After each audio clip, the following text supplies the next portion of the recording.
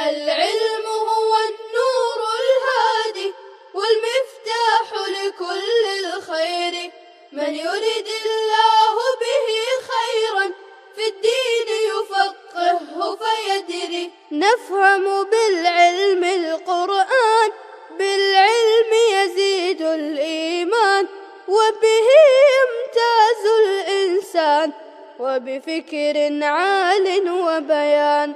تنزل بالعلم الرحمات، بالعلم تنال الجنات، وبه ترتفع الدرجات، وتضاعف فيه الحسنات. العلماء يخشون الله.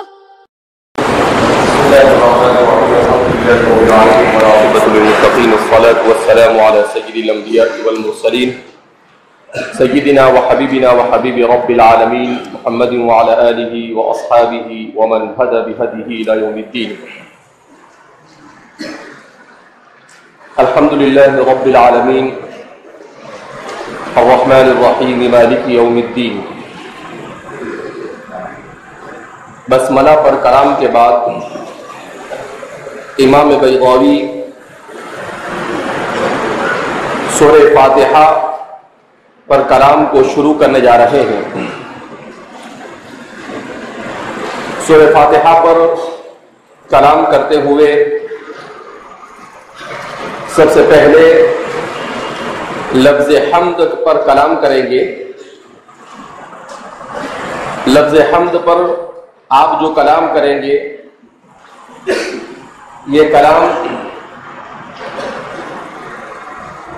اس طور پر ہوگا کہ سب سے پہلے لفظ حمد کی اصطلاحی تعریف پیش کریں گے. دوسرے نمبر پر حمد اور اس کے مترادفات کے درمیان فرق کو بیان کریں گے کہ حمد، مدح اور شکر میں کیا فرق ہے. اور تیسرے نمبر پر ان تینوں کلمات میں عموم اور خصوص کے اعتبار سے کون سی نسبت پائی جاتی ہے. چوتھے نمبر پر اس سلسلے میں کہ حمد اور مدح یہ الگ الگ معنی رکھتے ہیں یا ان کا ایک ہی معنی ہے. اس سلسلے میں امام زمخشری اور امام بیضاوی کے درمیان ایک اختلاف پایا جاتا ہے، اس اختلاف کو ذکر کریں گے. پانچویں نمبر پر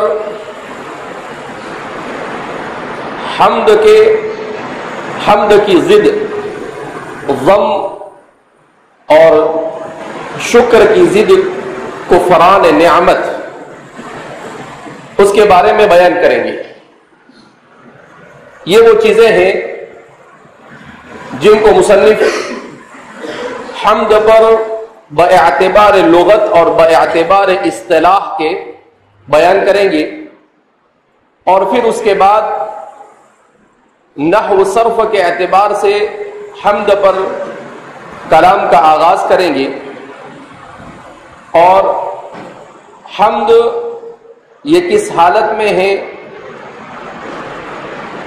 اس پر کتنی طرح سے اعراب پڑھا جا سکتا ہے، اور حضرات قراء کے درمیان اس سلسلے میں کیا اختلاف ہے، اس اختلاف کی طرف اشارہ کریں گے. پھر اس کے بعد الحمد پر جو الف لام ہے وہ الف لام کے سلسلے میں مفسرین اور ائمہ نحو اور اعراب کے درمیان جو اختلاف پایا جاتا ہے اس اختلاف کو ذکر کریں گے. اس طرح سے حمد پر مختلف ناحیے سے کلام مصنف کرنے کی کوشش کریں گے. سب سے پہلے حمد کے سلسلے میں بیان کر رہے ہیں الحمد هو الثناء على الجميل الاختياري من نعمة او غيرها. حمد يحمد حمدا باب سمع يسمع سے ہے. اس کے معنی آتے ہیں تعریف کرنا. مصنف اس کی اصطلاحی تعریف بیان کر رہے ہیں، اس کی تعریف لغوی اور تحقیق لغوی سے تعرض نہیں کر رہے ہیں. اس کی وجہ یہ ہے کہ لفظ حمد اس کا استعمال اتنا کثیر ہے کہ منتہی طالب علم کے لیے اس کے لغوی معنی کو جاننے کی بظاہر کوئی زیادہ ضرورت نہیں ہے. اس لیے مصنف نے اس پر معنی لغوی کے اعتبار سے کسی طرح کی بحث نہیں کی. چونکہ اس کتاب کو مصنف نے منتہی درجے کے طلباء کے لیے لکھی ہے، اس لیے حمد کے سلسلے میں اس کی تعریف کر کر فروق لغویہ سے مصنف خاص طور پر تفصیل سے کلام کرنے جا رہے ہیں. تو سب سے پہلے حمد کی تعریف بیان کرتے ہیں اور فرماتے ہیں کہ الحمد هو الثناء على الجميل الاختياري من نعمة او غيرها. کہ حمد هو الثناء على الجميل الاختياري، کسی اختیاری خوبی پر، چاہے وہ نعمت کے طور پر ہو یا نعمت کے طور پر نہ ہو، تعریف کرنا اسے حمد کہا جاتا ہے. کسی اختیاری خوبی پر، چاہے وہ نعمت کے مقابلے میں ہو یا نعمت کے مقابلے میں نہ ہو، تعریف کرنا، ستائش کرنا اسے حمد کہا جاتا ہے. تو مصنف فرماتے ہیں کہ سب سے پہلے الثناء کہا، اور الثناء کے بعد علی الجمیل الاختیاری. الثناء یہ جنس کے بمنزلہ ہے جس میں ہر قسم کی تعریف شامل ہے، اور علی الجمیل الاختیاری یہ فصل اول ہے. علی الجمیل الاختیاری سے حمد کے دوسرے مترادفات اور اس کے قریبی کلمات کو حمد کو اس سے ممتاز کیا گیا کہ ایسی تعریف اور ستائش جو کسی کی اختیاری خوبی پر ہو اسے حمد کہا جاتا ہے. اور اگر کسی کی تعریف کسی ایسی خوبی پر کی جاوے جو اس کی اپنی اختیاری نہ ہو تو اس پر حمد کا اطلاق نہیں ہوتا ہے، بلکہ اسے مدح کہا جاتا ہے. اسے کیا کہا جاتا ہے؟ مدح کہا جاتا ہے. جیسا کہ مصنف خود مدح کے بارے میں بیان کرتے ہیں کہ والمدح هو الثناء على الجمیل مطلقا، مطلق طور پر کسی خوبی پر تعریف کرنا.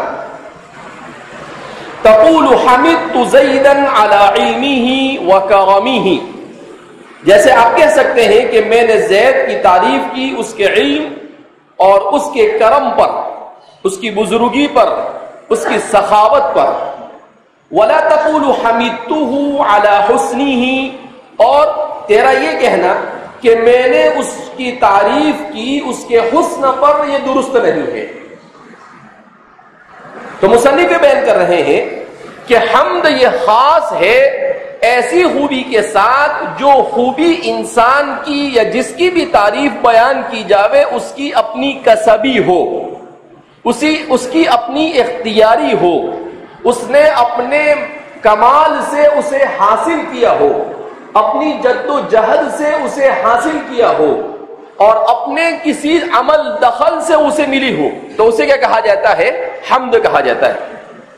لہذا اگر کوئی ایسی چیز جو انسان کو اس کے اپنے اختیار سے نہ ملی ہو، جس میں اس کے اپنے اختیار کا کوئی دخل نہ ہو، وہ وہبی اور موہوبی ہو، وہ اسے اللہ کی طرف سے مل گئی ہو، تو پھر اس پر حمد کا استعمال نہیں کیا جا سکتا. اسی لیے مصنف نے مثال کے ذریعے سے اس کو واضح کیا کہ جیسے کسی کے بارے میں آپ یہ کہہ سکتے ہیں حمدت علی علمہ، حمدت علی خطبتہ، حمدت علی کرمہ، حمدت علی، تو یہ وہ خوبیاں ہیں جو خوبیاں انسان نے خود اختیار کی. علم وہ اپنے ماں کے پیٹ سے سیکھ کر نہیں آیا.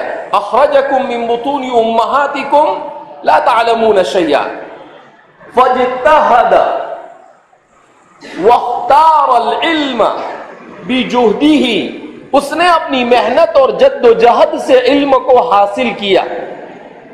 فیصح استعمال الحمد علیہ، لہذا اس پر حمد کا استعمال کرنا درست ہوگا. اور اگر کوئی آدمی خوبصورت ہے، کوئی آدمی لمبا ہے، تو اس کو یہ کہنا کہ حمدت علی حسنہ لا یجوز، یہ جائز نہیں ہے ائمہ لغت کے نزدیک. کیوں جائز نہیں ہے؟ اس لیے کہ جمال اور قبح یہ انسان کا اپنا اختیاری وصف نہیں ہے، بلکہ یہ انسان کو من جانب اللہ عطا کیا جاتا ہے. لہذا اس بنا پر یہ کہنا کہ اس کی تعریف کے لیے حمد کا لفظ اس کے جمال پر استعمال کرنا، اس کے طول پر، کہ کوئی آدمی لمبا ہے تو کہا کہ میں نے اس کی تعریف کی اس کے لمبا ہونے پر، لا یجوز، تو اس کے لیے حمد کا استعمال درست ہے. کیوں؟ اس لیے کہ لمبا ہونا اور قصیر ہونا لیس من اختیار البشری، یہ انسان کے اپنے اختیار میں سے نہیں ہے. لہذا اس کے لیے حمد کا استعمال درست ہوگا. حمد کے سلسلے میں یہ تفصیلات عربی دوم سے اب تک کہ آپ سنتے آئے ہیں. بہت زیادہ اس پر کلام کرنا آپ کو بور کرنے کے مترادف ہے.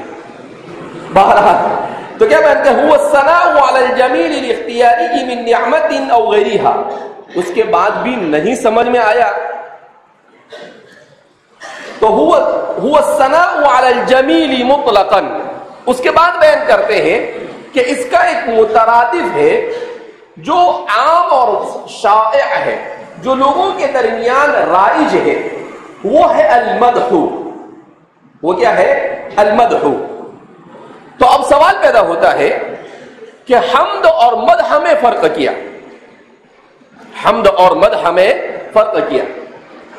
تو فرماتے ہیں کہ مدح کہتے ہیں هو الثناء علی الجمیل، کسی انسان کی خوبی پر کلام کرنا، چاہے اس میں اس کے اختیار کا دخل ہو یا نہ ہو، دونوں داخل ہیں اس میں، اس کے اختیار کا دخل ہو یا نہ ہو.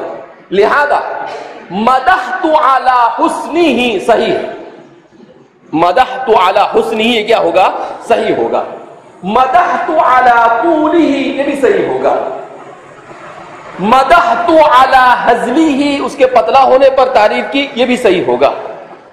مدحت علی عنقہ، اس کی گردن پر تو جو بھی ہے اس میں انسان کا اختیار ہو یا نہ ہو، ہر طرح کی صفت کے لیے، اس کا مطلب یہ ہے کہ ان دونوں کے درمیان عموم خصوص مطلق ہوا کہ ایک میں عام ہے اور ایک خاص ہے. حمد یہ خاص ہے اور مدح یہ کیا ہے؟ عام ہے. مدح یہ کیا ہے؟ عام ہے. اس لیے کہ اس میں اختیار اور غیر اختیار دونوں خوبیوں میں کوئی فرق نہیں کیا گیا ہے. دونوں کے اوپر مدح کا بولنا کیا ہے؟ صحیح ہے. اسی لیے قرآن کریم نے یہاں پر المدح للہ نہیں کہا، بلکہ کیا کہا؟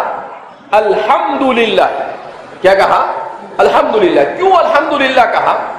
اس لیے الحمدللہ کہا کہ اللہ رب العزت کی جتنی بھی خوبیاں ہیں وہ اللہ کی اپنے کمال اور اللہ کے اپنے اختیار سے، اللہ کو کسی نے دی نہیں ہے، اللہ کو کوئی دینے والا نہیں ہے، اللہ کو کوئی عطا کرنے والا نہیں ہے، بلکہ اس کی تمام خوبیاں یہ اس کی اپنی ذاتی ہے، اس کی اپنی ذاتی ہے. لہذا اللہ کے لیے موضوع جو لفظ تھا وہ تعریف کے لیے الحمد ہی تھا. وہ کیا تھا؟ الحمد. ہاں البتہ مخلوق کے اختیار کرنے اور اللہ کے اختیار کرنے میں فرق ہے. کیا فرق ہے؟ کہ مخلوق اپنی کسی خوبی کو اختیار کرتی ہے تو اس کے لیے اسے جد و جہد اور محنت کرنی پڑتی ہے. اللہ رب العزت چونکہ ہر چیز کا مالک کل ہے، لہذا اسے کسی طرح کے کسی صفت کو اختیار کرنے کے لیے جد و جہد اور محنت کرنے کی ضرورت نہیں. علم حاصل کرنے کے لیے مدرسے میں 15 سال لگانے پڑتے ہیں، تب جا کر کہتے ہیں مدحت علی علمی ہی. اگر کوئی مدرسہ میں آیا ہی نہیں، پڑھا ہی نہیں، تو ظاہر سی بات ہے کہ اس کو علم حاصل ہو سکتا نہیں ہے. تو کیوں؟ اس لیے کہ وہ اس کو جد و جہد اور محنت سے حاصل کرنا پڑتا ہے. تو اس لیے فرما رہے ہیں کہ اس میں تو مشترک ہے کہ اللہ کے صفات اختیاری ہے اور بندے کے بھی بہت ساری صفات اختیاری ہوتی ہے، مخلوق کی بھی. البتہ فرق ہو جاتا ہے اس صفات کے حصول میں، کہ اللہ کے لیے حصول میں کسی جد و جہد کی ضرورت نہیں، اور مخلوق کے لیے حصول میں جد و جہد اور محنت کی ضرورت پڑتی ہے. صرف اتنے پر بس نہیں ہوتا ہے، مخلوق کو اپنی نیت کو بھی صحیح اور غلط کرنا پڑتا ہے. اگر اچھی نیت ہو تو آخرت میں ثواب ہوگا، اور اگر اچھی نیت نہ ہو تو آخرت میں ثواب نہیں ہوگا. تو مخلوق کی جو صفات اختیاریہ ہے، وہ صفات اختیاریہ یہ ذاتی نہیں ہوتی ہے، بلکہ وہ صفات اختیاریہ یہ کسبی ہوتی ہے. کیسی ہوتی ہے؟ تو ایک اور فرق ہو گیا اللہ اور مخلوق کے درمیان، کہ اللہ کی صفات اختیاریہ ذاتیہ ہے اور بندے کی صفات اختیاریہ کسبیہ ہے. بندے کی صفات اختیاریہ کیا ہے؟ کسبیہ ہے، کہ بندے کو کہیں سے حاصل کرنا پڑتا ہے، اللہ کو کہیں سے حاصل کرنے کی ضرورت نہیں ہے. المنزہ، وہ ہر چیز سے منزہ اور مبرہ ہے. ان اللہ هو الغنی، وہ ذات بے نیاز ہے، اس کو کسی کی ضرورت نہیں ہے. وَلَا تَقُولُوا حَمِدْتُهُ عَلَى حُسْنِهِ بَلْ مَدَحْتُهُ وَقِيلَ هُمَا أَخَوَانِ. اور ایک قول یہ ہے کہ وہ دونوں کے دونوں آپس میں مشترک ہیں. کیا مطلب؟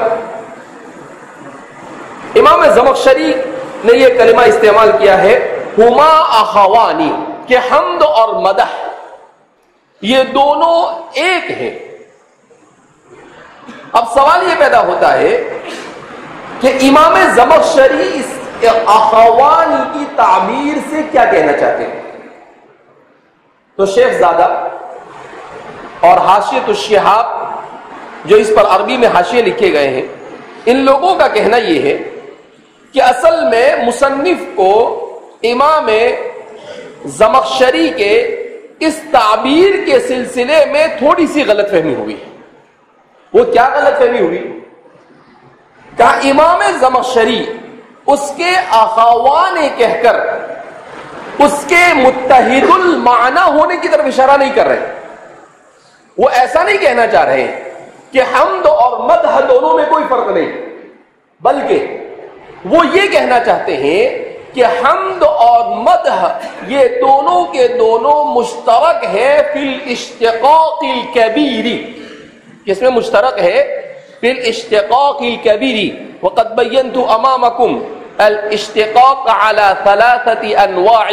اشتقاق کی 3 قسمیں ہیں: اشتقاق کبیر، اشتقاق اوسط اور متوسط، اور اشتقاق صغیر. تو اشتقاق کبیر کس کو کہتے ہیں؟ جس میں مادہ دونوں کا ایک جیسا ہو، چاہے حروف کی ترتیب الٹ پلٹ جاوے. تو یہاں پر بھی ایسا ہی کہ حمد میں بھی ہا میم اور دال، اور مدح میں بھی ہا میم اور دال. صرف فرق یہ ہے کہ یہاں پر ہا پہلے ہے حمد میں، میم بعد میں ہے اور دال اس کے بعد ہے.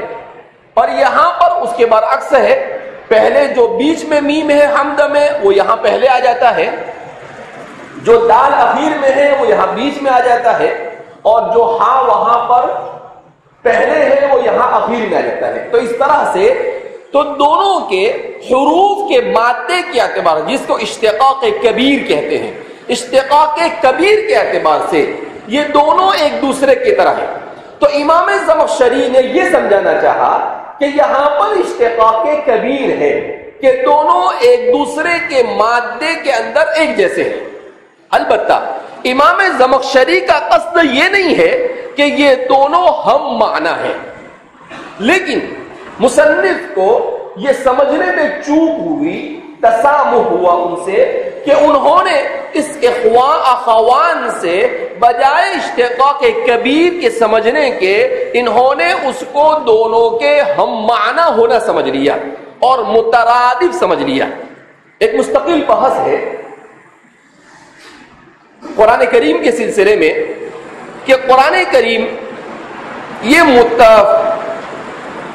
اپنے کلام میں اللہ رب العزت نے جو کلمات کو استعمال کیا ہے اس میں مترادفات ہے یا نہیں. دراست حول مترادفات القرآن کے مصنف نے تفصیل کے ساتھ ایک بحث کی ہے.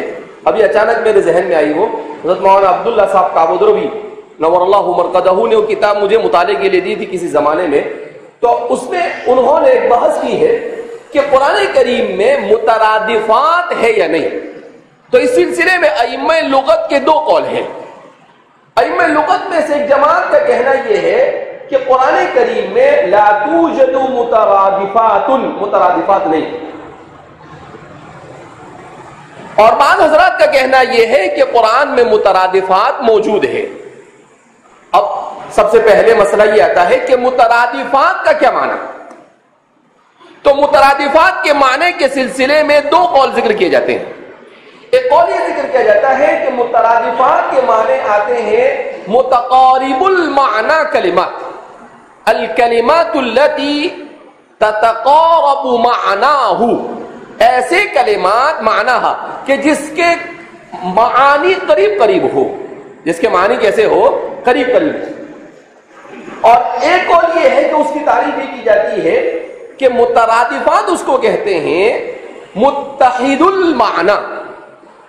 کیا ہے متحد المعنی؟ کیا مطلب کہ دو کلمے ہو اور دونوں کا معنی بالکل ایک جیسا ہو اور اس میں کوئی فرق نہ ہو. دونوں کلمے کا معنی کیسا ہو، ایک جیسا ہو، تو اسے کہتے ہیں. البتہ اس سلسلے میں جمہور کی رائے یہ ہے کہ قرآن کریم میں مترادفات پائے جاتے ہیں. اب یہ سوال پیدا ہوتا ہے، ان پر اعتراض کیا جاتا ہے کہ مترادفات کو اگر متحد المعنی مانے تو پھر قرآن کریم نے ایک ہی کلمے کو استعمال کرنے کے بجائے متعدد کلمات کو کیوں استعمال کیا؟ تو فرماتے ہیں کہ قرآن کریم میں مترادفات ہے مگر متقارب المعنی کے معنی میں، متحد المعنی کے معنی میں نہیں ہے.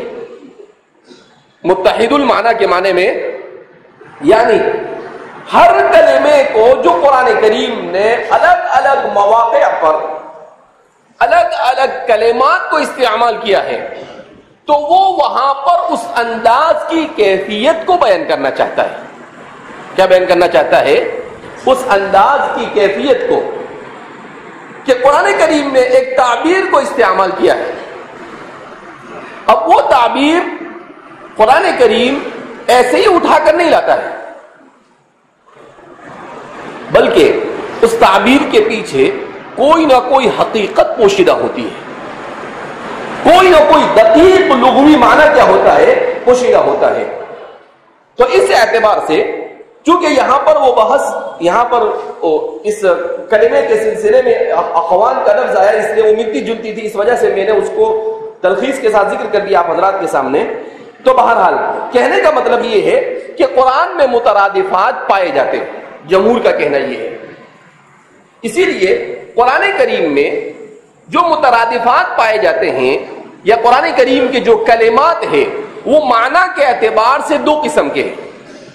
وہ معنی کے اعتبار سے کتنے قسم کے ہیں؟ دو قسم کے.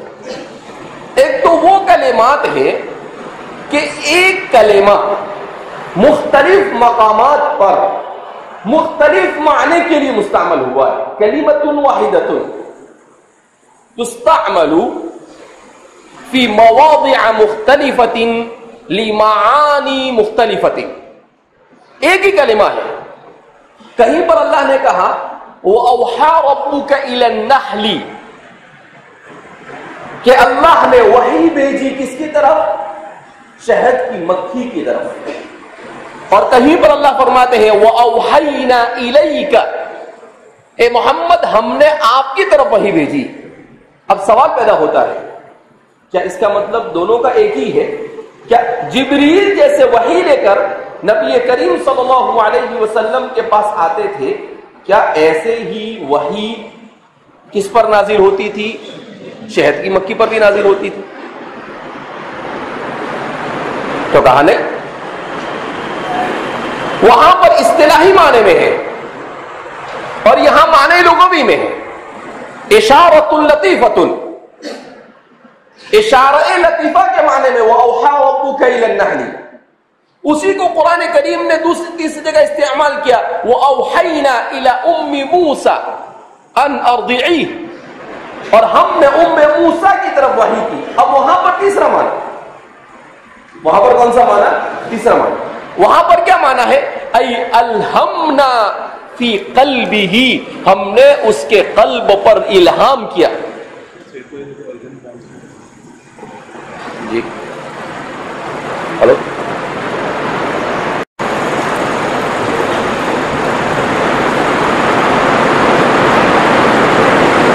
क्या बतला रहा?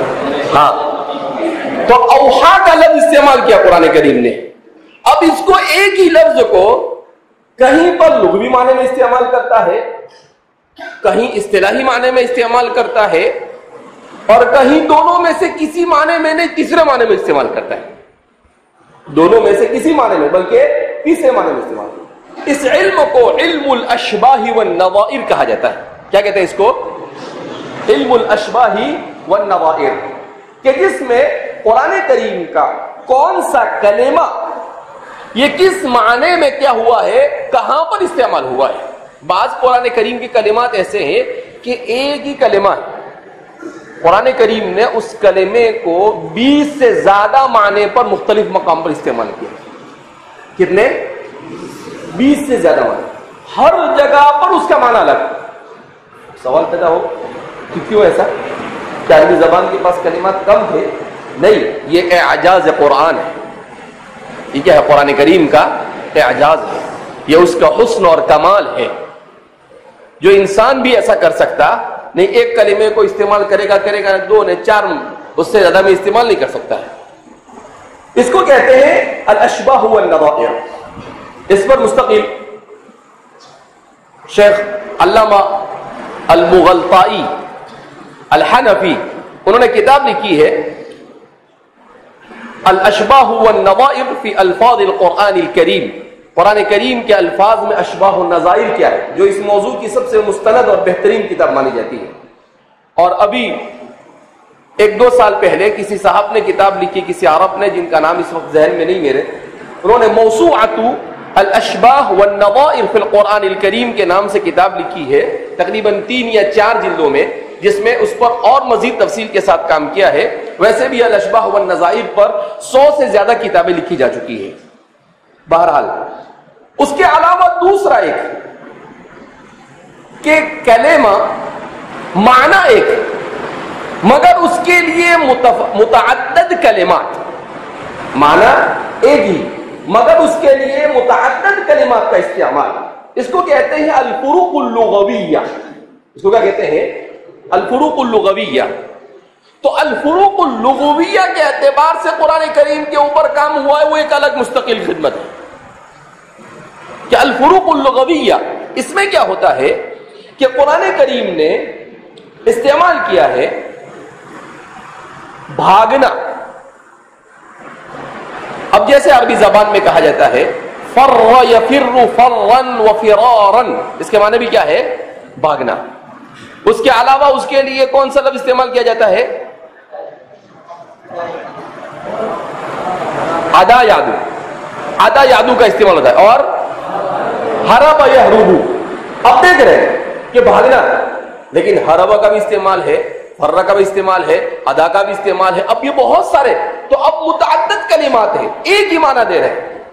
اسی کو کہتے ہیں ترادف۔ اب سوال پیدا ہوتا ہے کہ کیا بھاگنا تو ہر جگہ پر صرف بھاگنا ہی آئے گا؟ ہروا کے معنی بھی بھاگنا، فرہ کے معنی بھی بھاگنا؟ کہا نہیں، ہر جگہ پر ہر کلمے میں کوئی نہ کوئی معمولی فرق ہوگا۔ جیسے اس کی ایک مثال میں دیتا ہوں، جیسے قرآن کریم نے خلق کے لیے پیدا کرنا، اس کے لیے خلق کو استعمال کیا، نشأ کو استعمال کیا، اسی طریقے سے الباری سے برأ کو استعمال کیا، اسی طریقے سے فطر السماوات، فاطر السماوات والارض فطر کو استعمال کیا۔ اب اتنے سارے کلمات کو استعمال کیا تو اب سوال پیدا ہوتا ہے کہ کیا ہر جگہ پر ایسے ہی بولیں گے آپ کہ پیدا کیا؟ نہیں، ہر جگہ پر معنی کو، کلمے کو اس کی مناسبت سے وہاں پر لایا گیا ہے۔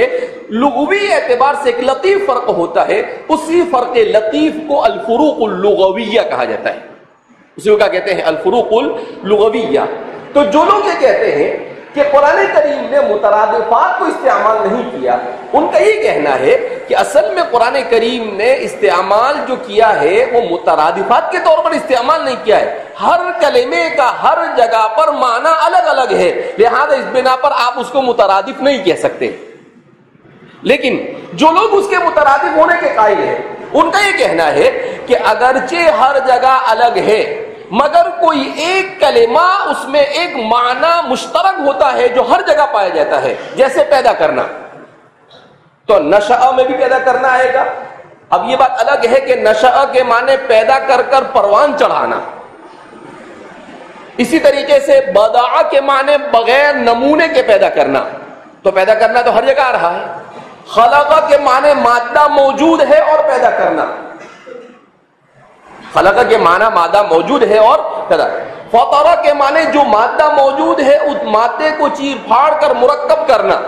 تو دیکھ رہے کہا کہ پیدا کرنا ہر جگہ آ رہا ہے مگر اس کے ساتھ کوئی نہ کوئی باریک فرق ضرور کیا ہوا ہے، لگا ہوا ہے۔ لہذا جو لوگ یہ کہتے ہیں کہ مترادفات نہیں ہے، ان کا ان کے حساب سے کہنا صحیح ہے، جو کہتے ہیں کہ مترادفات ہے ان کا بھی ان کے اعتبار سے کہنا صحیح ہے۔ بہرحال پتہ نہیں بحث کہاں سے آ گئی بغیر سوچے سمجھے۔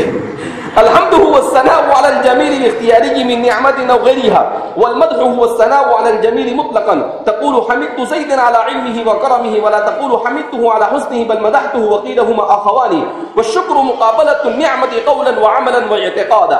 اس کے بعد تیسرا لفظ بیان کر رہے ہیں کہ تعریف کے لیے شکر کا لفظ استعمال کیا جاتا ہے، تو اس کا کیا مطلب؟ کہا مقابلۃ النعمت قولا وعملا واعتقادا، کہا شکر کہا جاتا ہے کسی نعمت کے مقابلے میں زبان سے، عمل سے اور دل سے کیا جائے، زبان سے، عمل سے اور دل سے کیا جائے، تو کہا اسے کیا کہا جاتا ہے؟ شکر کہا جاتا ہے۔ تو اب یہ تینوں کے تینوں کلمات بظاہر ایسا لگ رہے ہیں کہ صرف تعریف کرنے کے معنی میں ہے، لیکن ہر ایک میں فرق ہے۔ کسی پر اختیار کی قید ہے، کسی میں اختیار کی قید نہیں ہے، کسی میں زبان سے کرنے کی قید ہے، کسی میں نہیں ہے۔ حمد کے اندر میں اسی لیے بعض حضرات نے کہا کہ اصل میں یہ تعریف یوں ہونی چاہیے، هو الثناء علی الجمیل الاختیاری کی باللسانی، باللسانی کی قید ہونی چاہیے تھی جو مصنف نے یہاں پر نہیں لگائی ہے۔ کہا کیوں نہیں لگائی؟ تو بعض حضرات نے کہا، مصنف نے کہا کہ بڑے بڑے بچے، بڑے بڑے لوگ پڑھیں گے، اتنا بھی نہیں سمجھیں گے کیا وہ۔ اب جو ہر حاشیہ لکھنے والا ہوتا ہے وہ اپنے کیونکہ اس کو مصنف سے بیچارے سے لگاؤ ہوتا ہے، تو اس کی ان کی طرف سے وہ یہ سوچتا ہے کہ بھئی زبردستی ساری تسامحات مصنف کی طرف بھیج دینا یہ مناسب نہیں ہے، تو انہوں نے یہ کہا کہ باللسانی، کہا کہ بڑے لوگ ہیں اتنا تو سمجھ لیں گے نا، اس لیے انہوں نے باللسانی کو ذکر نہیں کیا۔